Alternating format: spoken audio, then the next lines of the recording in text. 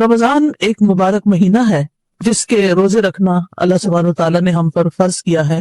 اس مہینے میں آسمان کے دروازے کھول دیے جاتے ہیں، یعنی ہماری عبادتیں قبول ہوتی ہیں، ہماری دعائیں قبول ہوتی ہیں، ہمارا زمین کی نسبت آسمان سے ایک رابطہ زیادہ ہو جاتا ہے۔ اس مہینے میں جہنم کے دروازے بند کر دیے جاتے ہیں، جو کہ اللہ سبحانہ و تعالیٰ کی ایک خاص رحمت ہے، اور سرکش شیطانوں کو طوق پہنا دیے جاتے ہیں، یعنی وہ فریلی اپنی موومنٹ نہیں کر سکتے۔ یہ مہینہ ایک بہت خیر لانے والا مہینہ ہے جس میں انسان کی نیکیاں کئی گنا زیادہ اجر و ثواب پاتی ہیں۔ اس مہینے میں کی جانے والی نیکیوں کا اجر و ثواب بھی کئی گنا زیادہ بڑھ جاتا ہے۔ رسول اللہ صلی اللہ علیہ وسلم نے فرمایا، بے شک تم پر یہ مہینہ آیا ہے اور اس میں ایک ایسی رات ہے جو 1000 مہینوں سے بہتر ہے۔ جو اس سے محروم رہا وہ ہر طرح کی خیر و بھلائی سے محروم رہا، یعنی وہ حقیقی معنوں میں محروم ہے۔ لہٰذا بہت ضروری ہے کہ ہم اس مہینے کے آنے سے پہلے ہی اس کی یاد تازہ کر لیں، اس کی پلاننگ کر لیں، اس مہینے کے آنے کے مقصد کو سمجھیں اور اس میں کرنے کے کاموں کو دوبارہ سے دہرا لیں۔ الحمدللہ زندگی میں کئی بار رمضان آیا اور اللہ کے فضل سے آپ سب نے اس میں اللہ تعالیٰ کی خوب عبادت بھی کی ہوگی، لیکن زندگی کی مصروفیات میں بعض اوقات انسان کیے ہوئے کاموں کو بھی بھول جاتا ہے کہ مجھے اس مہینے میں کیا کچھ کرنا ہے۔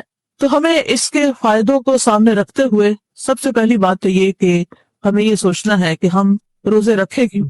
ایک تو یہ ہے کہ یہ ایک فرض عبادت ہے، اللہ تعالیٰ نے ہم پر لازم کر دیا ہے کہ روزے رکھنے ہیں تو ہم رکھ رہے ہیں۔ اللہ تعالیٰ کی اطاعت ہے، عبادت ہے۔ اگر دیکھا جائے تو ہمارے دین میں عبادات کی مختلف قسمیں ہیں۔ کچھ عبادات صرف جسمانی ہیں، کچھ عبادات صرف مالی ہیں، اور کچھ جسمانی اور مالی دونوں ہیں۔ جیسے نماز اور روزہ جسمانی عبادت ہے، اس میں کچھ مال کی انوالومنٹ نہیں ہوتی۔ زکوٰۃ جو ہے وہ پیورلی ایک مالی عبادت ہے، اس کا تعلق صرف مال سے ہے، جسم سے نہیں ہے۔ لیکن حج، ان میں مال اور جان دونوں لگانے پڑتے ہیں، تب جا کر حج کا فریضہ ادا ہوتا ہے۔ تو یہ ایسا کیوں ہے کہ اللہ تعالیٰ نے مختلف طرح کی عبادات ہم پر فرض کی؟ کیونکہ ہمارے مزاج بھی مختلف ہیں۔ کچھ لوگوں کے لیے مال خرچ کرنا بہت آسان ہوتا ہے، کچھ کے لیے جسمانی محنت کرنا آسان ہوتا ہے لیکن مال خرچ کرنا مشکل ہوتا ہے۔ تو اللہ سبحانہ و تعالیٰ نے ہمیں ہر طرح کی عبادت ہم پر فرض کر کے ہمیں دراصل آزمایا ہے کہ ایکم احسن عملا، ہم میں سے کون اچھے عمل کرتا ہے، یعنی نیکی کے کاموں میں کون ایک دوسرے سے آگے بڑھتا ہے۔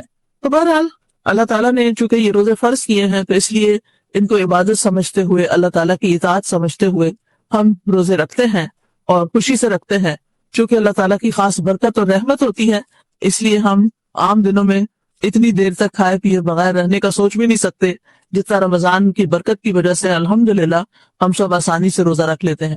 حتیٰ کہ بعضوں کا چھوٹے بچے بھی بہت خوشی سے روزہ رکھتے ہیں۔ روزہ تو رکھ لیا جاتا ہے، لیکن یہ ہے کہ روزے کا مقصد کیا ہے؟ یعنی مثال کے طور پر ہم کھانا کھاتے ہیں تو کھانا کھانے کا مقصد کیا ہے؟ تاکہ ہمارا پیٹ بھرے، ہماری بھوک ختم ہو، ہمیں انرجی ملے۔ اب رمضان میں ہمیں کھانے سے منع کر دیا جاتا ہے، تو پھر مقصد کیا ہے روزہ رکھوانے کا؟ اس کا مقصد یہ ہے کہ اسپرچولی ہم اسٹرانگ ہو، ہماری روح طاقتور ہو، اور ہمارا ایمان مضبوط ہو، ہمارا اللہ تعالیٰ سے تعلق مضبوط ہو، اور ہم پہلے سے زیادہ بہتر انسان بن جائیں۔ تو روزہ بذات خود مقصد نہیں ہے، روزہ تو ایک اطاعت کا کام ہے کہ کہا گیا کرو تو ہم کر رہے ہیں، لیکن اس کا کچھ آؤٹ کم ہونا چاہیے، اس کے نتیجے میں کوئی چیز ہمیں حاصل ہونی چاہیے، اور وہ ہے لعلکم تتقون، کہ تم بچ جاؤ، تمہارے اندر بچنے کی قوت پیدا ہو جائے۔ اگر ہم اپنی عبادات کو دیکھیں تو اس کے 2 حصے ہوتے ہیں، ایک اس میں کچھ کرنے کی چیزیں ہوتی ہیں اور ایک میں کچھ بچنے کی چیزیں ہوتی ہیں۔ انسان کا دین مکمل نہیں ہوتا جب تک کرنے والے کام کرے نہ اور چھوڑنے والے کام چھوڑے نہ، یعنی کچھ اوامر ہیں اور کچھ منہیات ہیں۔ عربی میں 2 ٹرمز استعمال ہوتی ہیں کہ کچھ اللہ تعالیٰ کے احکامات ہیں کہ یہ کر لو، کرو کرو کرو، اور کچھ یہ کہ یہ نہ کرو، یہ نہ کرو، یعنی جن کو ہم ڈوز اینڈ ڈونٹس کہتے ہیں۔ تو صرف اچھے کام کرنے سے بھی بات نہیں بنتی اور صرف برائیاں چھوڑنے سے بھی نہیں بنتی، یہ دونوں چیزیں مل کر پازیٹیو اور نیگیٹو اکٹھے ہوتے ہیں تو اپنا پورا فنکشن کرتے ہیں۔ تو ہمیں روزہ کس لیے رکھنا ہے؟ تاکہ ہم بچ جائیں، اس چیز سے بچ جائیں، گناہوں سے بچ جائیں، اللہ کی نافرمانی کے کاموں سے بچ جائیں، اور پھر الٹیمیٹلی دوزخ سے بچ جائیں، اللہ کے عذاب سے بچ جائیں، اللہ کی ناراضگی سے بچ جائیں۔ تو اس لیے بہت ضروری ہے کہ ہم روزوں کا خوش دلی کے ساتھ اہتمام کریں، ایمان اور احتساب کے ساتھ روزے رکھیں۔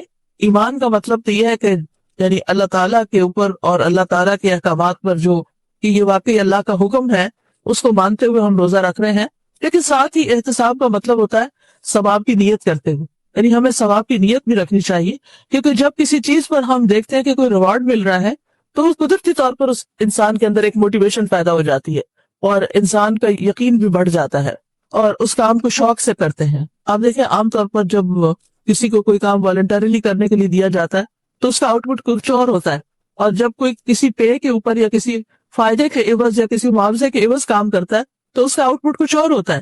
یہ عام روزمرہ زندگی میں بھی آپ نے مشاہدہ کیا ہوگا، بچوں کے اندر، بڑوں کے اندر، سب کے اندر، انسان کے اندر یہ چیز ہے اور اللہ سبحانہ وتعالیٰ اس کو بہت اچھی طرح جانتے ہیں۔ تو اس لیے ہمیں ساتھ ہی بتا دیا گیا کہ لعلکم تتقون، تاکہ تم بچ جاؤ، یعنی اگر تم رمضان کے روزے رکھو گے تو تم اللہ کی ناراضگی سے بچ جاؤ گے، اللہ کے عذاب سے بچ جاؤ گے۔ اب یہ بچنے کا عمل کیسے ہوتا ہے؟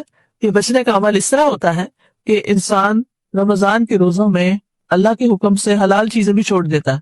انسان کے اندر دو بڑی خواہشات ہیں، ایک کھانے کی خواہش ہے اور ایک سیکس کی خواہش ہے۔ روزے کی حالت میں ان دونوں کو اوائڈ کرنے کے لیے کہا گیا کہ طلوع فجر سے لے کر غروب آفتاب تک ان دو کاموں سے مکمل طور پر اجتناب کرنا ہے، ورنہ روزہ ٹوٹ جائے گا۔ اب یہ دونوں چیزیں شادی کے بعد ہسبینڈ وائف کا جو تعلق ہے وہ بھی حلال ہے، اور کھانے پینے میں جو طیبات ہیں، پاکیزہ چیزیں ہیں، وہ بھی ہمارے لیے حلال ہیں۔ لیکن اللہ سبحانہ تعالیٰ کے حکم سے ہم ان دونوں چیزوں سے اس لیے بچتے کہ اللہ تعالیٰ نے ہمیں روک دیا، تو ہمیں رک جانا ہے۔ یہ 30 دنوں کی یہ جو پریکٹس ہے رکنے کی، انسان بھوک بھی لگی ہو، پیاس بھی لگی ہو تو بعض اوقات غلطی سے پانی کے قریب بھی پہنچ جاتا ہے، لیکن پھر سوچتا او میں تو روزے سے ہوں، اور انسان اس کو وہیں کا وہیں چھوڑ دیتا ہے۔ تو یہ انسان کے اندر برداشت اور یہ صبر اور اللہ سبحانہ تعالیٰ کے حکم کے آگے رک جانا، اور جہاں اللہ سبحانہ تعالیٰ نہیں چاہتے کہ ہم ہوں وہاں نہ ہونا، اور جہاں چاہتے ہیں کہ ہم ہوں وہاں پر ہونا، یہ ایک بہت بڑا تربیتی کورس ہے۔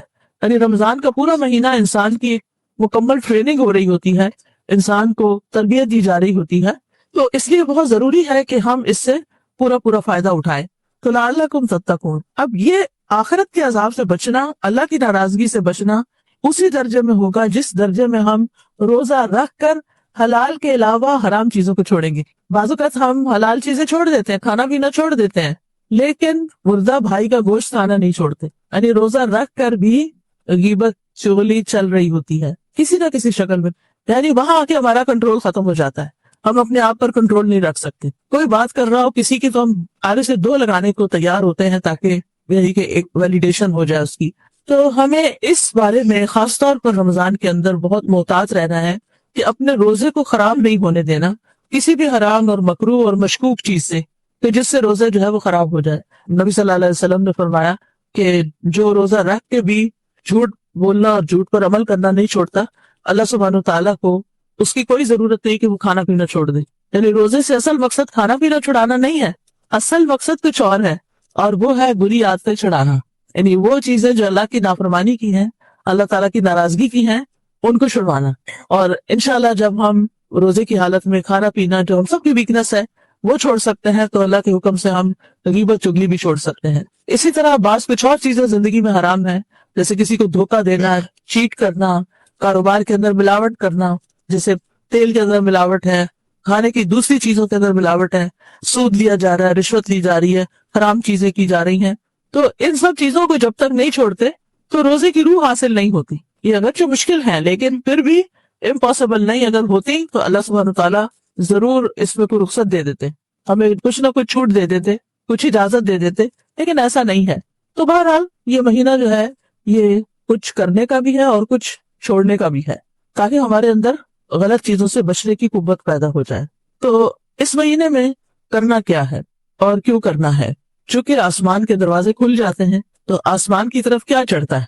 قرآن مجید میں آتا ہے الیہ یصعد الکلم الطیب والعمل الصالح یرفعہ، اللہ تعالیٰ کی طرف اوپر چڑھتا ہے پاکیزہ کلمات، اور نیک عمل جو ہے وہ اس کو اوپر لے جاتا ہے۔ یعنی ہم جو بھی ذکر اذکار کرتے ہیں، زبان سے جو بھی اچھی باتیں کرتے ہیں، مثلا میں درس دے رہی ہوں، حدیثیں پڑھ رہی ہوں، آیتیں پڑھ رہی ہوں، یہ ساری باتیں ہیں، لیکن ان باتوں کو اوپر کیا چیز اٹھائے گی؟ وہ میرا عمل اٹھائے گا، کہ جو میں آپ کو بتا رہی ہوں کیا میں وہ کر بھی رہی ہوں یا نہیں۔ کیونکہ یہ باتیں صرف باتیں کرنے کی نہیں ہے، صرف سننے کی نہیں ہے، صرف ہر سال دہرا لینے کی نہیں ہے، بلکہ عمل کرنے کی ہے۔ تو الیہ یصعد الکلم الطیب والعمل الصالح یرفعہ، اور یہ اعمال صالحہ کون کون سے ہیں انشاءاللہ میں تھوڑی سی آگے تفصیل بتاؤں گی کہ جو ہمیں رمضان میں کرنے ہیں.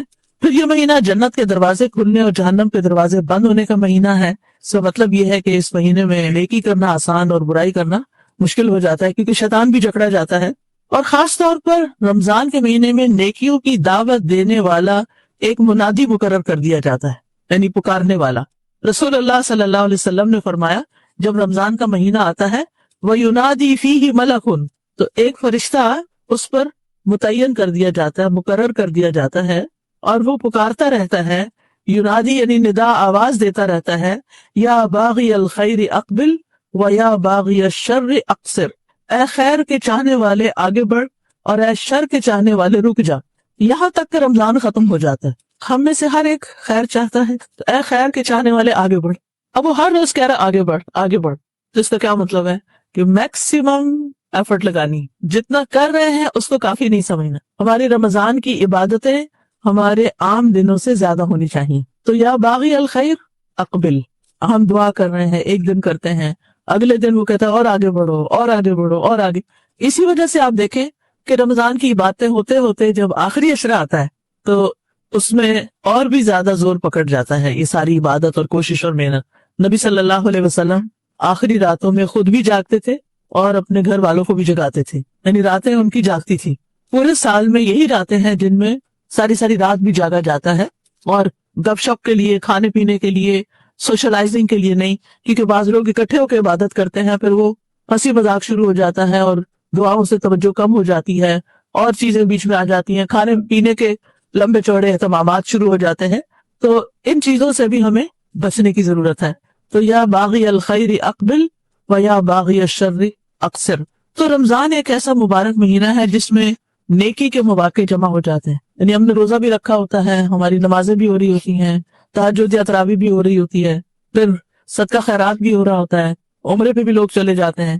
یعنی رمضان کا مہینہ اتنا مبارک مہینہ ہے کہ جس میں ساری نیکیاں بیک وقت ہو رہی ہوتی ہیں، اکٹھی ہو جاتی ہیں. عام دنوں میں ہم کبھی ایک کام کرتے ہیں، کبھی دوسرا کرتے ہیں، کبھی روزہ رکھ لیا، کبھی نہیں رکھا، کبھی صدقہ خیرات زیادہ ہو گیا، کبھی نہیں ہوا. لیکن رمضان میں یہ چیزیں ایک پلاننگ کے تحت اور ایک شوق اور ایک محبت کے تحت اور اپنے اوپر لازم کرتے ہیں. اور بہت سے لوگ رمضان میں زکوٰۃ بھی اپنی نکالتے ہیں. تو روزہ، عمرہ، زکوٰۃ، صدقات اور نماز اور تہجد اور ذکر اذکار، یہ سارا کچھ اکٹھا ہو جاتا ہے ایک جگہ پر. تو رسول اللہ صلی اللہ علیہ وسلم نے فرمایا یقیناً جنت میں ایسے بالا خانے ہیں جن کا اندرونی حصہ ان کے باہر سے نظر آتا ہے اور ان کا بیرونی حصہ ان کے اندر سے نظر آتا ہے، یعنی جیسے گلاس ہاؤس ہوتے ہیں. تو ایک دیہاتی آپ کی طرف کھڑا ہوا اور کہنے لگا یا رسول اللہ صلی اللہ علیہ وسلم، یہ کس کے لیے ہیں، یہ کس کو ملیں گے؟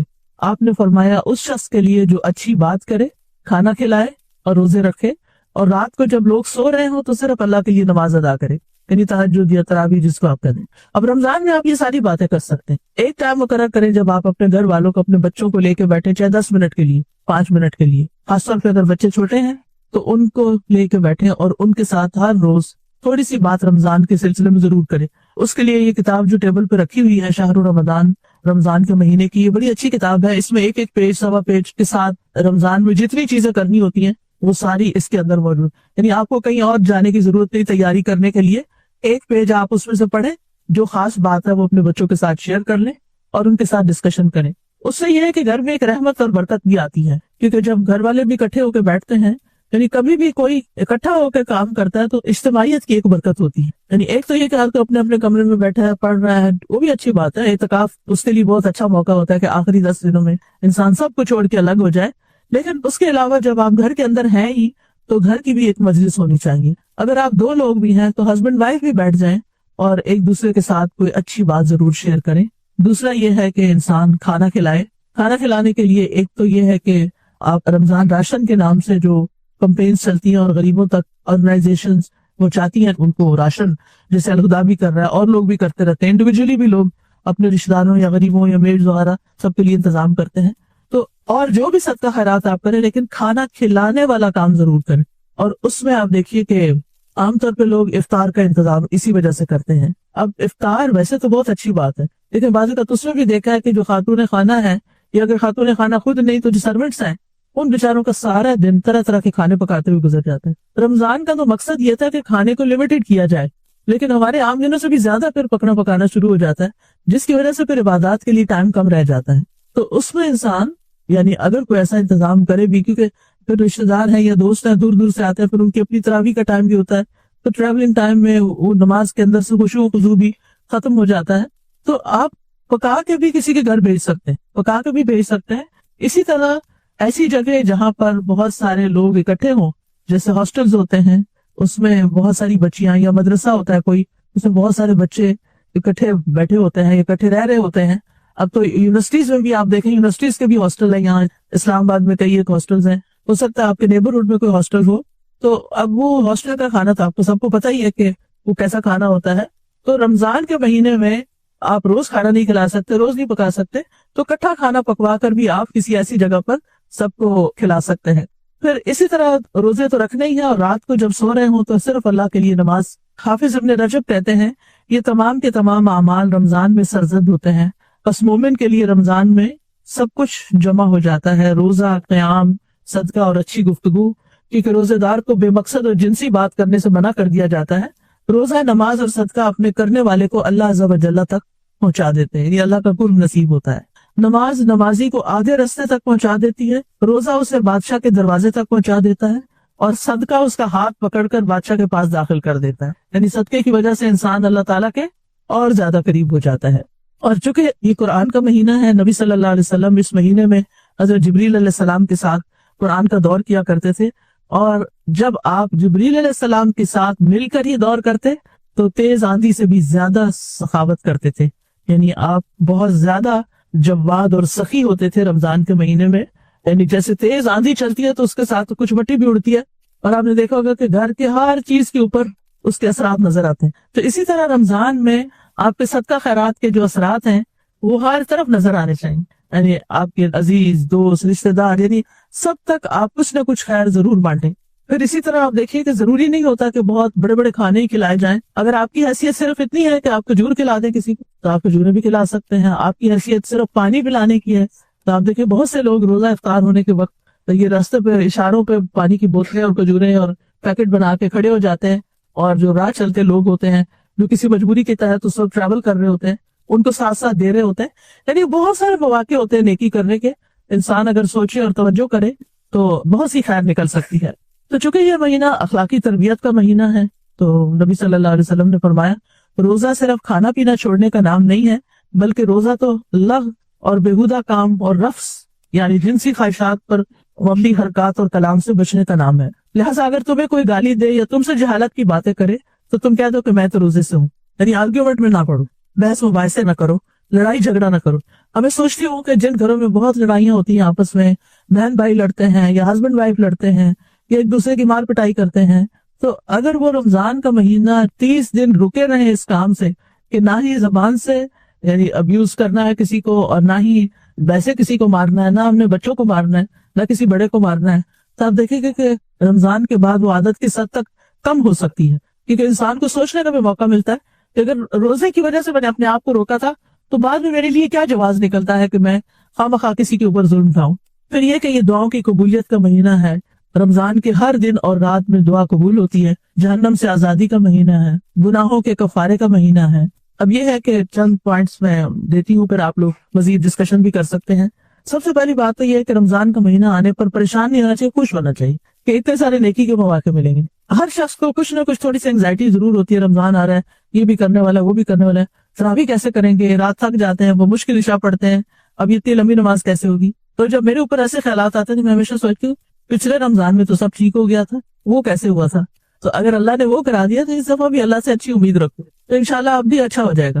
اور واقعی جو ہی رمضان شروع ہوتا ہے ایک الگ ہی اسپرٹ ہوتی ہے، ایک الگ ہی انرجی آ جاتی ہے انسان کے اندر، تو خوشی سے استقبال کریں اور اللہ تعالیٰ کا شکر ادا کرتے ہوئے، کیونکہ کتنے ہی لوگ تھے جو پچھلے رمضان میں ہمارے ساتھ تھے اور اس رمضان میں وہ دنیا سے جا چکے ہیں، اور اس کے لیے دعا بھی مانگتے تھے۔ بعض سلف جو ہیں وہ 6 مہینے پہلے یہ دعا شروع کر دیتے تھے کہ اللہ ہمیں رمضان تک پہنچا دے، اللہ ہمیں رمضان تک پہنچا دے، اور جب رمضان گزر جاتا تو یہ دعا کرتے رہتے اللہ ہمارے رمضان کی نیکیاں قبول کر لے۔ پھر یہ کہ اپنی نیتوں کو بھی خالص کر لینا، یعنی ایک کانشیس ایفرٹ اور سوچ کہ میں نے جو کچھ کرنا ہے اللہ کے لیے کرنا ہے، انا للہ، میں تو اللہ کی ہوں، میں تو اللہ کی ہوں، جس نے مجھے پیدا کیا، جس نے مجھے رزق دیا، جس کے ہاتھ میں میری زندگی ہے، جس کے ہاتھ میں میری موت ہے، میں تو اس کی ہوں۔ لہٰذا جب ہم یہ کہہ دیتے ہیں نا میں اللہ کی ہوں، تو پھر اللہ تعالیٰ کے ہر کام کو انسان اچھی نظر سے دیکھتا ہے، چاہے عقل اس کو سمجھ نہ پائے. اللہ کا ہر فیصلہ اچھا لگتا ہے. تقدیر کے متعلق انسان کی شکایتیں دور ہو جاتی ہیں. اللہ تعالیٰ کے اقوال، افعال، تقدیر، شریعت سب سے انسان ایگری کرنے لگتا ہے. اور پھر اگر انسان سوچتا ہے کہ حیاتی کلہ للہ، میری ساری زندگی اللہ کے لیے، تو پھر جو بھی کام انسان اس وقت کر رہا ہوتا ہے، چاہے ماں باپ کی خدمت ہے، چاہے بچوں کا خیال رکھنا ہے، چاہے نیبرز ہیں، چاہے دین کا پڑھنا پڑھانا، کوئی بھی چیز ہے، میں جب اللہ کے لیے کر رہی ہوں تو پھر مجھے پریشانی نہیں ہونی چاہیے. کیونکہ چھوٹی چھوٹی چیزیں بعض اوقات ہمیں پریشان کر دیتی. مثلا ہم دورہ قرآن سننے یا کرنے جا رہے ہیں، راستے میں اشارہ بند ہو گئے، تو اب ہمارے پٹھے کیوں کھچنے لگ گئے ہیں؟ کوئی نہیں، کوئی ضرورت نہیں ہے، ریلیکس رہیں. اللہ جب چاہے گا پہنچا دے گا. آپ تو اپنے ٹائم پر نکلے تھے، لیکن آگے آپ کو تو نہیں پتا تھا کہ روڈ بلاک ہوگی. اور آج کل تو حالات ایسے ہیں کہ کسی وقت کچھ بھی بلاک ہو جاتا ہے اور کچھ بھی ملک میں چل پڑتا ہے. تو اب آپ اس کو پوری طرح ریلیکس ہیں. آپ پہنچ گئے ٹائم پر تو بھی خوش ہیں، اگر تھوڑا سا لیٹ ہو گئے تو بھی خوش ہیں، اگر پہلے پہنچ گئے تو بھی خوش ہیں، کیونکہ حیاتی کلہ للہ، سب کچھ میرا تو اللہ ہی کے لیے ہے. لہٰذا یہ چیز انسان کو اتنا سکون بخشتی ہے، اتنا اطمینان دیتی ہے کہ میں نے اسباب اختیار کر لیے، اور پھر اس کے بعد میں جہاں بھی ہوں، جس بھی سچویشن میں. بعض اوقات ایسا بھی ہوتا ہے کہ ہم پچھلے رمضان میں کوئی بہت اچھا کام کر رہے تھے، مثلا عمرے پہ چلے گئے، مثلا کوئی اور اللہ نے نیکی کا کام کرا دیا. اس سال وہ اپرچونٹی نہیں ہے، اب بےچینی کی ضرورت نہیں ہے، کوئی بات نہیں. اب اس وقت اللہ نے جہاں رکھا ہے میں اس کو بھی نیکی سمجھ کے کروں گی، کیونکہ دین اور دنیا الگ الگ چیزیں نہیں ہیں. اگر ہم دین کو دنیا کمانے کے لیے استعمال کرتے ہیں تو اس کا کوئی اجر و ثواب نہیں، اور اگر ہم دنیا کے کام دین کے فائدے کے لیے کرتے ہیں تو اجر ہی اجر ہے. دنیا کے کام میں بھی اجر ہے، اور اگر دین کا کام اللہ کے لیے کرتے تو اجر ہے. تو اس لیے انسان کو جو بھی کوئی کام کرے وہ خوشی خوشی کرے. رمضان میں کبھی بھوک بھی لگ جاتی ہے، کبھی تھکاوٹ بھی زیادہ ہو جاتی ہے، اور پھر نفس کے خلاف ہوتا ہے کچھ کام کرنا، لیکن انسان خوشی سے کر لے. پھر یہ کہ رمضان سے پہلے استغفار کی بھی کثرت کریں تاکہ ساری رکاوٹیں دور ہو جائیں. یہ ہمارے اپنے ہی گناہ ہوتے ہیں جن کی وجہ سے ہم سے نیکی کے مواقع چھن جاتے ہیں. یعنی ہم نے سوچا ہوتا ہے کچھ کرنے کا، وہ ہوتا ہی نہیں، کوئی ہمارا گناہ بیچ میں رکاوٹ بن جاتا ہے. تو استغفار کرنے سے آپ نے دیکھا ہوگا رزق کے دروازے کھلتے ہیں، بارشیں برستی ہیں، اللہ تعالیٰ مال اور اولاد میں برکت ڈالتا ہے. یعنی کہ ساری رکاوٹیں ختم اور دعائیں قبول، اور بندے کو جو چاہیے تھا وہ اسے مل گیا. تو رمضان بھی چونکہ نیکیوں کا مہینہ ہے، اس لیے اللہ کی توفیق سے نیکی ہو سکتی ہے، اور اللہ کی توفیق اس بندے کے ساتھ ہوتی ہے جو اللہ سے توبہ استغفار کرتا رہتا ہے. پھر یہ کہ رمضان میں چونکہ قرآن نازل ہوا تھا، شہر رمضان الذی انزل فیہ القرآن، لہذا قرآن کے ساتھ ہمارا خاص تعلق ہونا چاہیے. اس کا پڑھنا، اس کا سمجھنا، اس کا پڑھانا، اس کو پھیلانا، یعنی کوئی بھی ڈائریکٹ انڈائریکٹ تعلق اس کے ساتھ ہر صورت ہونا چاہیے. کم از کم منیمم ایک قرآن تو ضرور ختم ہونا چاہیے، یعنی اس سے کم نہیں. عبداللہ بن مسعود کہا کرتے تھے کہ جو ایک مہینے میں ایک قرآن ختم نہیں کرتا وہ دراصل قرآن کو چھوڑے ہوئے ہے. حجر القرآن ہے نا، جو قرآن مجید میں آتا ہے سورۃ بنی اسرائیل میں، وقال الرسول یا رب ان قوم اتخذوا هذا القرآن مہجورا، کہ رسول قیامت کے دن کہیں گے اے رب میری اس قوم نے اس قرآن کو چھوڑ دیا تھا. آپ کی قوم کون ہے؟ دو طرح کی ہے، ایک جنہوں نے آپ کی بات پہ لبیک نہیں کہا اور جنہوں نے آپ کی بات پہ لبیک کہا. دونوں ہی آپ کی امتیں ہیں، ایک امت اجابت ہے اور دوسری جو ہے وہ امت دعوت ہے. تو امت اجابت کون ہے؟ ہم لوگ امت اجابت ہیں جنہوں نے آپ کی بات مان لی. اور امت دعوت کون ہے؟ کہ جن تک رسول اللہ صلی اللہ علیہ وسلم کی دعوت جانی چاہیے، جن تک اسلام کا پیغام پہنچنا چاہیے.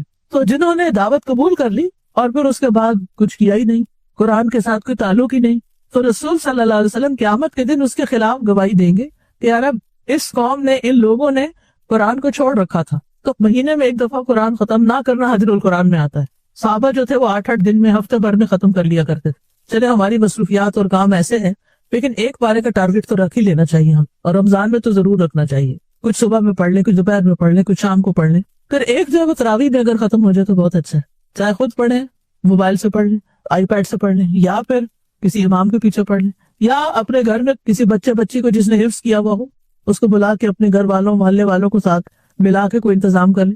یعنی ہر ایک کی اپنی پرسنل ارینجمنٹ اینڈ پریفرنس ہے، کس کو کہاں زیادہ مزہ آتا ہے اس کے مطابق وہ کام کر لے. لیکن یہ میک شور کریں کہ قرآن کے ساتھ عام دنوں کی نسبت زیادہ تعلق ہے. قرآن مجید بھی اس مہینے میں نازل ہے، سابقہ کتب بھی اسی مہینے میں نازل ہوئی. یعنی یہ مہینہ اللہ کی طرف سے وحی آنے کے لیے ایک خاص مہینہ ہے. اسی لیے اگر اس مہینے میں سمجھ کر قرآن پڑھا یا سنا جائے تو دلوں پہ زیادہ اثر کرتا ہے، کیونکہ یہ ہدایت کی کتاب ہے. پھر یہ ہے کہ صرف دن کو نہیں پڑھے، رات کو بھی اس کا اہتمام ضرور ہونا چاہیے، اور خاص طور پر تراویح میں اور اس سے بڑھ کر لیلۃ مبارکہ میں، کیونکہ انا انزلناہ فی لیلۃ مبارکہ، ہم نے اس قرآن کو مبارک رات میں نازل کیا تھا، اور وہ رمضان کی راتوں میں سے ایک رات تھی، شب قدر، کہا جاتا ہے کہ 27ویں رات تھی، بہرحال جو بھی تھی آخری راتوں کی ایک تاک رات تھی جس میں قرآن نازل ہوا، انا انزلناہ فی لیلۃ القدر، ہم نے اسے قدر کی رات میں اتارا، نائٹ آف پاور۔ تو اس لیے دن کے علاوہ رات کو بھی قرآن کا پڑھنا، تلاوت کرنا اور کچھ نہ کچھ اس کو سمجھنا، یہ انسان کی شخصیت کے اوپر، انسان کی طبیعت کے اوپر، مزاج کے اوپر بہت بہترین اثرات ڈالتا ہے۔ تو اس لیے اس کا اہتمام ضرور کیجیے۔ نبی صلی اللہ علیہ وسلم تو رمضان کی ہر رات میں جبریل علیہ السلام سے مل کر قرآن کا دور کیا کرتے تھے، لہٰذا اس سے یہ بات پتہ چلتی ہے کہ ایک تو اکیلے تلاوت ٹھیک ہے، وہ آپ اپنی سہولت سے جب اٹھتے بیٹھتے چلتے پھرتے واک کرتے گاڑی میں بیٹھ کے کہیں نہ کہیں آپ کر لیں، ہو گیا پورا آپ کا سپارہ۔ لیکن کچھ وقت ایسا ضرور رکھیں کہ جس میں آپ کسی کے ساتھ بیٹھے۔ موسیٰ علیہ السلام نے اپنے بھائی ہارون علیہ السلام کو مانگا تھا، اللہ تعالیٰ سے دعا کی تھی کہ وَاجْعَلْ لِي وَزِيرًا مِّنْ أَهْلِي هَارُونَ أَخِي اشْدُدْ بِهِ أَزْرِي كَيْ نُسَبِّحَكَ كَثِيرًا وَنَذْكُرَكَ كَثِيرًا إِنَّكَ كُنتَ بِنَا بَصِيرًا، کہ ہم مل کے تیرا ذکر کریں، مل کے تیری تسبیح کریں۔ جب انسان یعنی جماعت سے نماز پڑھتا ہے تو اس کا اپنا ہی ایک اثر ہوتا ہے، ایک مجلس میں بیٹھ کے قرآن پڑھتا ہے تو اس کا اپنا ہی ایک اثر ہوتا ہے۔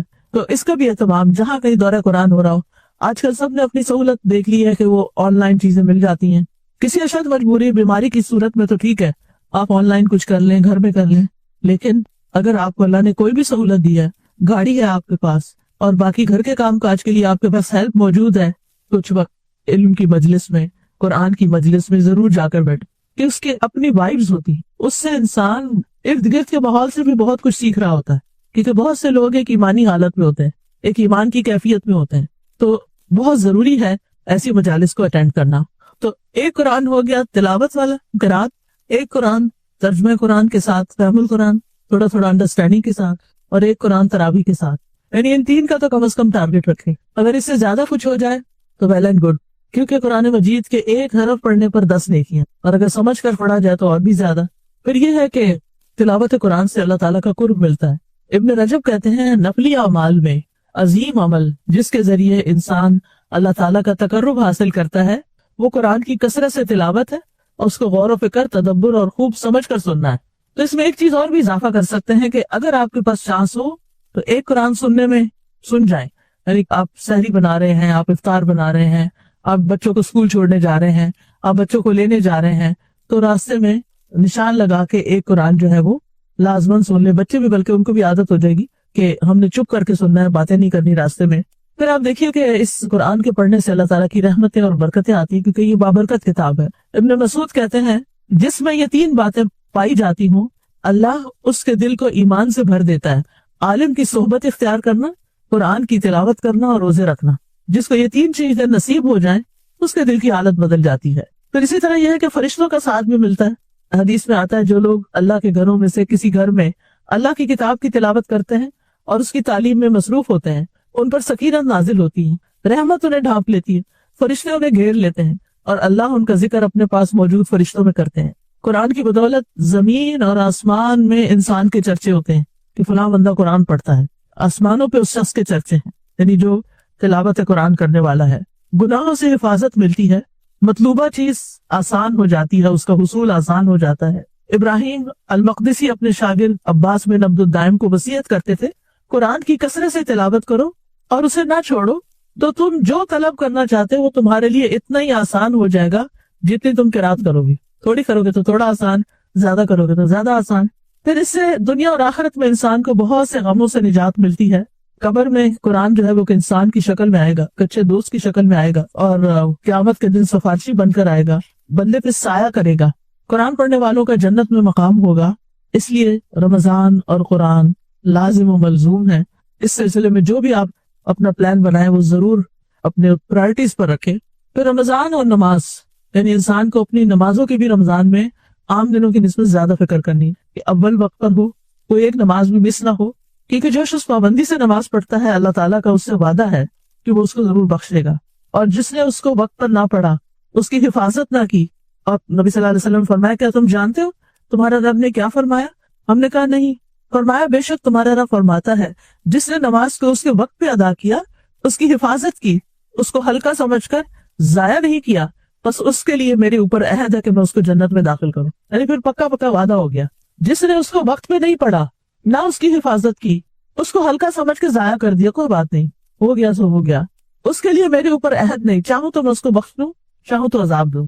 اس سے پتہ چلتا ہے کہ عذاب صرف کفار کے لیے نہیں، مسلمانوں کے لیے بھی ہوں گے۔ پھر نمازی کو جنت میں داخل کرنا اللہ پر حق ہے، یعنی جو نمازوں کی پابندی کرتا ہوگا اللہ تعالیٰ پر حق ہے کہ وہ اس کو جہنم سے نکال کر یا جہنم میں جانے سے روک کر جنت کی طرف لے جائے۔ اور ایک اور چیز یہ کہ عام طور پر ہماری عادت ہوتی صرف فرض پڑھنے کی، جلدی ہے فرض پڑھ کے چلے جاؤ، جلدی سے فرض پڑھ لو، دیر ہو گئی، لیٹ ہو گئے۔ ٹھیک ہے، آپ دنیا کے کاموں کو اہمیت دیں جو اہمیت کے قابل ہیں، لیکن اپنی آخرت پر نہیں۔ کوئی بھی طریقہ ہو اپنے آپ کو ریمائنڈر دیتے رہیں، یاد کراتے رہیں، یہ تو کرنے کا کام ہے۔ تو فرائض کی ادائیگی کے علاوہ نوافل کی ادائیگی جو ہے بڑی ضروری ہے، جیسے نماز ہے، رمضان کے بعد 6 شوال کے روزے ہیں، پھر ہر مہینے کے 3 روزے ہیں، تو یہ نور علی نور ہو گیا۔ پھر یہ کہ سنت نماز کی، جیسے فجر کی سنتوں کے بارے میں آتا ہے کہ یہ دنیا اور جو کچھ اس میں ان سب سے بہتر ہے۔ پھر دن میں 12 رکعتیں سنت ضرور پڑھنی ہے، 4 ظہر سے پہلے اور 2 آخر میں، پھر مغرب کے بعد 2، عشاء کے بعد 2 اور فجر سے پہلے 2۔ پھر اس کے علاوہ چاشت کی نماز، اشراق بھی پڑھیں۔ چاشت کی نماز اصل میں یہ ایک ہی نماز ہے، جلدی پڑھے تو اشراق کہلاتی، لیٹ پڑھے دھوپ چنگی نکل آئے تو پھر یہ چاشت ہوتی ہے۔ ضروری نہیں، پڑھ لے تو بھی اچھا، لیکن ضروری نہیں، ایک بھی کافی ہو جائے گی۔ اوابین بھی یہی نماز ہے۔ کچھ نوافل دن کے ہوتے ہیں، کچھ رات کے ہوتے ہیں، تو یہ دن کے نوافل ہیں جس میں اشراق، چاشت، اوابین ایک ہی نماز کے مختلف نام ہیں۔ یہ سورج نکلنے سے 15 منٹ بعد سے لے کر سورج کے زوال سے 15 منٹ پہلے تک اس کا ٹائم ہوتا ہے، جس وقت بھی پڑھ لیں۔ اول وقت پڑھیں گے تو اشراق کہلائے گی، جب دھوپ نکل آئے گی تو چاشت کہلائے گی۔ اور عمومی طور پر یہ ہے کہ آپ اس کو نوافل بھی کہہ سکتے ہیں اور چاشت کی نماز کو اوابین بھی کہا جائے۔ پھر مردوں کے لیے خاص طور پر جماعت سے نماز، کوشش کریں ابھی سے بچوں کا ذہن بنائیں، اپنے ینگ بچوں کا، کہ دیکھو نماز مسجد میں جا کے پڑھنی ہے، اور انہیں احساس بھی دلائیں۔ وہ آگے ان کی مرضی، وہ کیا کرتے ہیں کیا نہیں، لیکن ہمارا فرض بنتا ہے کہ ہم یاد دہانی کراتے رہیں۔ جو شخص عشاء اور فجر جماعت کے ساتھ پڑھتا ہے، ساری رات کا قیام اس کے حق میں لکھا جاتا ہے۔ پھر خصوصاً قیام اللیل کا اہتمام کرنا، کیونکہ جو اس کے بارے میں کیا کہ جو ایمان کے ساتھ اور احتساب کے ساتھ یعنی یہ نوافل پڑھے گا تو اس کے اگلے پچھلے سب گناہ معاف کر دیے جائیں گے۔ پھر آپ دیکھیے کہ رات کی نماز جو ہے، فرض نماز کے علاوہ نوافل، وہ رب کے قریب کرنے والی ہے، رب کا قرب عطا ہوتا ہے، جس کو تہجد کہتے ہیں آپ نے۔ پھر یہ کہ انسان قیام میں ذرا لمبا پڑھے، صرف کل ولا سے نہیں ختم کر دیں، تھوڑی لمبی صورتیں پڑھیں جو آپ کو یاد ہے، چاہے رکھتے کم بھی ہو جائیں، ویسے تو میکسیمم 12 ہے، لیکن اگر 12 سے کم بھی ہوگی کوئی بات نہیں۔ پھر یہ کہ رمضان کے دن میں صرف سونا نہیں رکھیں اور رات کو صرف جاگنا نہیں رکھیں، بلکہ اس اعتبار سے بھی نبی صلی اللہ علیہ وسلم کی سنت کو فالو کریں کہ آپ کیا کرتے تھے۔ حضرت عائشہ فرماتی ہے رسول اللہ صلی اللہ علیہ وسلم عام دنوں کی بنسبت آخری عشرے میں خوب محنت کرتے اور کوشش کرتے تھے۔ پھر گھر والوں کو قیام کی رغبت دلائیں اور لیلۃ القدر کی تلاش میں سستی نہ دکھائیں، اور پھر دعائیں خوب خوب مانگیں، کیونکہ روزہ دار کی ایک دعا دن میں اور رات میں پھر قبول ہوتی ہے۔ روزانہ رات کو دعاؤں کی قبولیت کے لیے آسمان میں دروازے کھلتے ہیں، اور یہ رات کے آخری 1/3 حصے میں ہوتے ہیں۔ جی، صلاۃ و تسبیح پڑھی جا سکتی ہے، اجتماعی بھی پڑھی جا سکتی ہے، تہجد بھی پڑھ سکتے ہیں، لیکن ایک بات یاد رکھیے، صلاۃ و تسبیح آپ پڑھیے رمضان میں، لیکن اس کے مقابلے میں اگر آپ قرآن کے ساتھ پڑھیں گے نا، کچھ بھی کئی گنا زیادہ ثواب ہوگا اس کا، تو اس کا بھی ضرور دھیان میں رکھیے۔ پھر ذکر اذکار، چلتے پھرتے وذکروا اللہ کثیرا لعلکم تفلحون، اللہ کا ذکر سکون کا باعث ہے۔ اور پھر یہ کہ افضل الذکر لا الہ الا اللہ ہے، اور یہ غموں کو بھی دور کرتا ہے۔ چلتے پھرتے اٹھتے بیٹھتے لا الہ الا اللہ، لا الہ الا اللہ، لا الہ الا اللہ۔ پھر یہ کہ لا الہ الا اللہ کا وزن کریں تو اگر تمام دنیا کی چیزوں کو ترازو کے ایک پلڑے میں رکھ دیا جائے اور لا الہ الا اللہ کو دوسرے پلڑے میں، تو بھی لا الہ الا اللہ والا پلڑا نیچے جھک جائے گا، خالی لا الہ الا اللہ بھی پڑھ سکتے۔ میرا کہنے کا مطلب ہے صلاۃ و تسبیح اچھی چیز ہے، لیکن قرآن کا پڑھنا اس سے بھی افضل ہے، کیونکہ رمضان میں قرآن نازل ہوا ہے، ٹھیک ہے؟ تو ایک دفعہ صلاۃ و تسبیح ہفتے میں ایک دن کافی ہے، ہر روز کی ضرورت نہیں ہے۔ ہر روز فوکس کریں قیام اللیل پہ، تہجد پہ، اور اس میں زیادہ سے زیادہ قرآن پڑھنے پر۔ پھر چلتے پھرتے اٹھتے بیٹھتے ذکر اذکار، سبحان اللہ، الحمدللہ، اللہ اکبر، سبحان اللہ کہنا اور الحمدللہ کہنے سے زمین اور آسمان کے درمیان کی فضا بھر جاتی ہے۔ الحمدللہ کہنا میزان کو بھر دیتا ہے۔ جو شخص سبحان اللہ العظیم و بحمدہ کہتا ہے اس کے لیے جنت میں کھجور کا ایک درخت لگا دیا جاتا ہے۔ اور جو شخص 100 دفعہ یہ کلمہ پڑھ لے، لا الہ الا اللہ وحدہ لا شریک لہ، لہ الملک و لہ الحمد وہو علی کل شیء قدیر، تو اسے 10 غلام آزاد کرنے کے برابر ثواب ملے گا۔ 100 نیکیاں اس کے اعمال نامے میں لکھی جائیں گی، 100 برائیاں اس سے مٹا دی جائیں گی، وہ سارا دن شام تک شیطان کے شر سے محفوظ رہے گا. کوئی شخص اس سے بہتر عمل لے کر نہیں آئے گا، البتہ جو شخص اس سے زیادہ عمل کرے اس کا ثواب پھر زیادہ ہوگا. پھر استغفار کے فائدے. صدقہ خیرات ان دنوں میں بہت کرنا چاہیے، کیونکہ رمضان میں ہر نیکی جو ہے وہ زیادہ فائدہ پاتی ہے، اور صدقہ جو ہے وہ آگ سے بچاؤ کا ذریعہ بھی ہے. عرش کے سائے میں جگہ نصیب ہوگی جس نے صدقہ پوشیدہ طور پر کیا کہ بائیں ہاتھ کو بھی خبر نہیں ہوئی کہ کیا کیا. اور عمومی طور پر ہر نیک کام میں آگے بڑھیں. فاستبقوا الخیرات، نیکی کا ہر کام شوق سے کریں. روزہ شوق سے رکھیں، نماز شوق سے پڑھیں، اپنے یعنی کہ اس ایکسائٹمنٹ کو شو کریں ایک دوسرے پر. یہ نہیں کہ ہائے میرے ساتھ بڑا روزہ لگ رہا ہے اور دوسرے کہ ہائے تو ساروں کو کنٹیجیس بیماری لگ جاتی ہے. پھر چھوٹی چھوٹی نیکیوں میں لوگوں سے آگے رہنے کی کوشش کریں. والدین کے ساتھ نیکی، ان کی طرف سے صدقہ خیرات ضرور کریں اگر بہت ہو چکے ہیں. لوگوں کے لیے فائدے کا بنے، سلام پھیلائیں، اچھی باتیں کریں، کسی کو پانی کا ایک گھونٹ ہی پلا دیں. اللہ سبحانہ و تعالیٰ سے دعا ہے کہ وہ نیکی کرنے کو آسان کر دے ہمارے لیے اور برائی کرنے کو مشکل کر دے.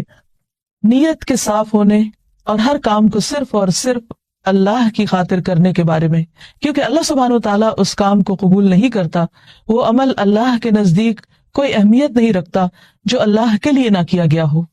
لیکن ہم انسان ہیں، ہم سے غلطیاں ہوتی ہیں، اور قدم کی پھسلن سے زیادہ بعض اوقات سوچ کی پھسلن ہوتی ہے.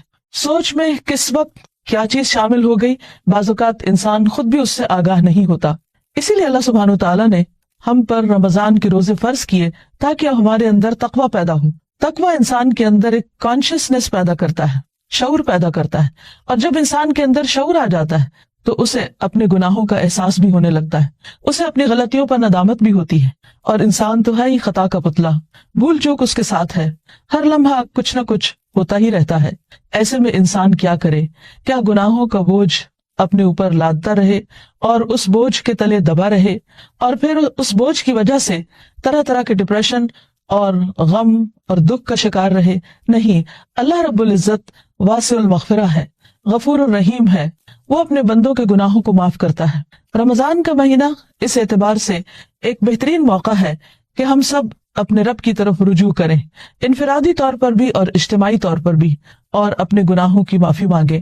اللہ تعالیٰ کا وعدہ ہے کہ جو شخص سچے دل سے گناہوں کی معافی مانگے گا اللہ تعالیٰ اس کو ضرور معاف کر دے گا، اور اللہ تعالیٰ کو معاف کرنے میں کچھ مشکل نہیں. قرآن مجید میں اللہ تعالیٰ فرماتے ہیں قُلْ يَا عِبَادِيَ الَّذِينَ أَسْرَفُوا عَلَىٰ أَنفُسِهِمْ لَا تَقْنَطُوا مِن رَحْمَةِ اللَّهِ إِنَّ اللَّهَ يَغْفِرُ الذُّنُوبَ جَمِيعًا. آپ کہہ دیجئے کہ اے میرے بندو جنہوں نے اپنی جانوں پر زیادتی کی ہے، جنہوں نے خود پر ظلم کیا ہے، لا تقنطوا من رحمت اللہ، اللہ کی رحمت سے مایوس نہ ہو جاؤ، بے شک اللہ سارے گناہ معاف کر سکتا ہے. اللہ تعالیٰ کے لیے کچھ بھی مشکل نہیں. ضرورت اس بات کی ہے کہ بندہ سچے دل کے ساتھ، پورے اخلاص کے ساتھ اللہ تعالیٰ کی طرف رجوع کرے. ویسے تو رمضان بذات خود گناہوں کے کفارہ کا ذریعہ ہے. حدیث میں آتا ہے نبی صلی اللہ علیہ وسلم نے فرمایا وَرَمَضَانُ إِلَى رَمَضَانَ مُكَفِّرَاتٌ مَا بَيْنَهُنَّ إِذَا اجْتُنِبَتِ الْكَبَائِرُ. ایک رمضان دوسرے رمضان تک اپنے درمیان ہونے والے گناہوں کو مٹا دیتا ہے جبکہ کبیرہ گناہوں سے اجتناب کیا جائے. اسی طرح جب انسان ایمان اور احتساب کے ساتھ روزہ رکھتا ہے وہ بھی اس کے گناہوں کی بخشش کا ذریعہ بنتا ہے. راتوں کا قیام بھی بخشش کا ذریعہ بنتا ہے. لیکن اس کے ساتھ ساتھ انسان کو پورے شعور کے ساتھ، پورے احساس کے ساتھ خود اللہ کی طرف رجوع کرنا چاہیے اور اپنے گناہوں کی معافی مانگنی چاہیے. خصوصاً کبیرہ گناہ، ان کے لیے معافی مانگنا ضروری ہے. اللہ تعالیٰ سے توبہ کرنے کا ایک طریقہ بھی بتایا گیا، اور وہ یہ کہ انسان اپنے گناہوں پر نادم ہو، شرمندہ ہو، ان کا اعتراف کرے، ان کو مانے، اور پھر آئندہ نہ کرنے کا وعدہ کرے، اور پھر اپنی زندگی کی اصلاح کر لے. انسان کی انسانیت اسی میں ہے کہ وہ اللہ تعالیٰ کی طرف رجوع کر لے اور گناہوں کا اعتراف کرے. انسان اور شیطان میں یہی فرق ہے. شیطان نے جب انسان کو یعنی آدم علیہ السلام کو سجدہ کرنے سے انکار کیا تو اس کے بعد جب اس سے پوچھا گیا کہ ما منعک اللہ تسجد اذ امرتک، اللہ تعالیٰ نے فرمایا کہ تمہیں کس چیز نے روکا تھا کہ تم سجدہ کرتے جبکہ میں نے تمہیں حکم دیا تھا. تو اس پر بجائے اس کے کہ وہ نادم ہوتا، اپنی غلطی کا اعتراف کرتا، وہ اکڑ گیا اور اللہ سبحانہ تعالیٰ کو بلیم کرنے لگا. اس کے برعکس آدم علیہ السلام سے جب خطا ہوئی اور وہ بھول کر جنت کا وہ پھل کھا بیٹھے جس کے کھانے سے ان کو روکا گیا تھا، تو جب انہیں اپنی اس بات کا احساس ہوا کہ انہوں نے درست نہیں کیا اور ان سے جنت کا لباس اتروا لیا گیا، تو وہ فوراً اپنے رب کی طرف پلٹے اور انہوں نے اعتراف کیا اور دعا کی، ربنا ظلمنا انفسنا وان لم تغفر لنا وترحمنا لنکونن من الخاسرین، کہ اے ہمارے رب، ہم نے اپنی جانوں پر ظلم کیا، اور اگر تو نے ہمیں معاف نہ کیا اور ہم پر رحم نہ کیا تو ہم ضرور نقصان اٹھانے والے ہو جائیں گے۔ گویا انسان غلطی تو کرتا ہے، لیکن اگر وہ رب کی طرف پلٹتا نہیں اور رب اس پر رحمت نہیں فرماتا تو پھر انسان کا کوئی ٹھکانہ نہیں۔ روزے کی حالت میں انسان کو اپنے آپ کا جائزہ لینے کا موقع ملتا ہے، کیونکہ بہت سی مصروفیات اور مشغولیات سے، خصوصاً کھانے پینے کی مشغولیت سے فراغت پانے کے بعد جب روزے کی حالت میں، بھوک کی حالت میں اس کو اپنا محاسبہ اور اپنا جائزہ لینے کا موقع ملتا ہے تو اپنی چھوٹی بڑی بہت سی خطائیں، بہت سی غلطیاں یاد آنے لگتی ہیں۔ ایسے میں انسان کا کام یہ ہے کہ انسان اپنی ہر غلطی پر اللہ تعالیٰ سے توبہ کرے اور دن میں کثرت کے ساتھ استغفار کرتا رہے، اللہ سبحانہ و تعالیٰ کی طرف رجوع کرتا رہے، خاص طور پر روزے کی افطاری کے وقت اور پھر سحری کے وقت، کیونکہ سحری کا وقت توبہ استغفار کا وقت ہے۔ قرآن مجید میں اللہ تعالیٰ اپنے بندوں کی خصوصیت بیان کرتے ہیں، وَبِالْأَسْحَارِ هُمْ يَسْتَغْفِرُونَ، اور سحری کے وقت وہ استغفار کرتے ہیں۔ سحری کے وقت یا تو سحری کی تیاری ہو رہی ہوتی ہے یا پھر انسان اس وقت کچھ کھا پی رہا ہوتا ہے، لیکن کچھ نہ کچھ وقت، خواہ وہ کام کاج کے دوران ہی کیوں نہ ہو، ضرور ایسا نکالنا چاہیے کہ جس میں انسان شعوری طور پر اللہ تعالیٰ سے توبہ کرے، کیونکہ اللہ تعالیٰ اس وقت اپنے بندوں کی طرف خاص طور پر توجہ فرماتا ہے۔ حدیث میں آتا ہے، ينزل اللہ تعالی الى السماء الدنيا كل ليلة لنصف الليل الآخر او لثلث الليل الآخر فيقول من ذا الذي يدعوني فأستجيب له من ذا الذي يسألني فأعطيه من ذا الذي يستغفرني فأغفر له حتى يطلع الفجر۔ اللہ تعالیٰ ہر رات کو آدھی رات یا ایک تہائی رات کے آخری حصے میں آسمان دنیا پر نزول فرماتے ہیں اور ارشاد فرماتے ہیں کہ کون ہے جو مجھ سے دعا مانگے اور میں اس کی دعا قبول کروں، کوئی ہے جو مجھ سے سوال کرے کہ میں اسے عطا کروں، کون ہے جو مجھ سے استغفار طلب کرے اور میں اسے بخش دوں، یہاں تک کہ فجر طلوع ہو جاتی ہے۔ یعنی اس وقت خاص طور پر اللہ تعالیٰ اپنے بندے کی طرف متوجہ ہو کر اس کو پکارتا ہے کہ تم غلطی کرنے کے بعد میری طرف لوٹ آؤ۔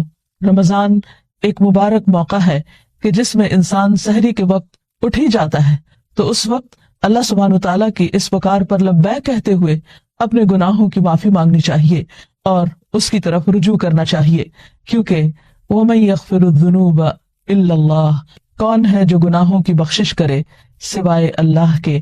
ہم میں سے کون ہے جو یہ دعویٰ کرے کہ اس سے کبھی کوئی غلطی نہیں ہوئی یا اس نے کوئی گناہ نہیں کیا؟ ہم سب خطا کار انسان ہیں اور ہم سے غلطیاں ہوتی ہیں، لیکن غلطی پر توبہ کرنا اور غلطی پر شرمندہ ہونا انسان کی فطرت میں ہے۔ اگر انسان اس فطرت کو مسخ نہ کر دے تو جو ہی کوئی گناہ ہوتا ہے، انسان کا ضمیر فوراً ہی اسے آگاہ کرتا ہے کہ تم سے غلطی ہوئی ہے اور انسان اپنے رب کی طرف پلٹنا چاہتا ہے، لیکن بعض اوقات انسان کا نفس اس کو دھوکہ بھی دے جاتا ہے، اور بجائے اس کے کہ انسان غلطی کا اعتراف کرے، انسان اپنی غلطی پہ پردہ ڈالنے لگتا ہے، اس کو جسٹیفائی کرنے لگتا ہے اور پھر غلطی پہ غلطی کیے چلے جاتا ہے۔ کیونکہ ہوتا یہ ہے کہ جب انسان ایک گناہ کر لیتا ہے، اللہ کی ایک حرمت کو پامال کرتا ہے، اللہ تعالیٰ کی ایک نافرمانی کرتا ہے، تو پھر اس کے بعد اس کی جھجک ختم ہو جاتی، اس کی حیا ختم ہو جاتی، پھر وہ دوسرے گناہ کے لیے دلیر ہو جاتا ہے اور پھر گناہوں کا سلسلہ چل پڑتا ہے۔ اور اگر انسان توبہ نہیں کرتا تو وہ ایک سیاہ نقطہ جو دل پر لگتا ہے ایک گناہ کی وجہ سے، وہ نقطہ پھیلنے لگتا ہے، حتیٰ کہ گناہوں کے ساتھ پورا دل سیاہ ہو جاتا ہے اور پھر انسان کے اندر سے احساس بھی ختم ہو جاتا ہے۔ اس کے باوجود انسان کو مایوس نہیں ہونا چاہیے۔ جب تک انسان کی جان ہے، انسان کی سانس کا سلسلہ چل رہا ہے، اس کے لیے معافی کا دروازہ کھلا ہوا ہے۔ حدیث میں آتا ہے کہ ان اللہ یقبل توبۃ العبد ما لم یغرغر، اللہ تعالیٰ بندے کی توبہ قبول کرتا ہے جب تک کہ اس کے سانس اکھڑنے نہ لگے، یعنی دنیا سے رخصت نہ ہونے لگے، فوت نہ ہونے لگے۔ تو گویا ابھی اللہ تعالیٰ نے ہمیں جو زندگی اور یہ موقع دیا ہے، اس میں ہم واپس پلٹ آئیں، رجوع کر لیں، اللہ تعالیٰ کو راضی کر لیں اور کبیرہ اور صغیرہ دونوں طرح کے گناہوں سے معافی مانگیں۔ صغیرہ گناہوں کے کفارے کے لیے تو نماز، روزہ، حج، زکوٰۃ اور دیگر نیکیاں، امر بالمعروف نہی عن المنکر، یہ چیزیں انسان کے لیے کفارہ بن جاتی ہیں، لیکن خصوصاً کبیرہ گناہوں کے لیے خاص طور پر معافی مانگنا ضروری ہے۔ ویسے کبیرہ گناہ کیا ہے؟ مثلاً اللہ سبحانہ وتعالیٰ کے ساتھ شرک کرنا، اور اس کے بعد والدین کی نافرمانی، والدین کو ناراض کرنا، ان کا دل دکھانا، ان کو پریشان کرنا، ان کی بات نہ ماننا۔